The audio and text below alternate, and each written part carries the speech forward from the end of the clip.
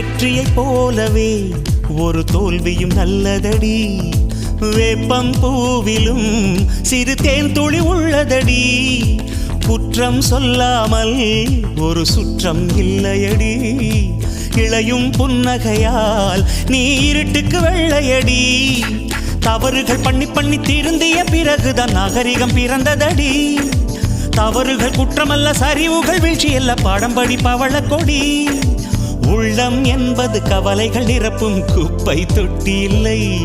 உள்ளம் என்பது பூந்தொட்டியானால் நாளை துன்பமில்லை. புயல் மையம் கொண்டால் மழை மண்ணில் உண்டு. எந்த தீமைக்குள்ளும் சிறு நன்மை உண்டு. ஓ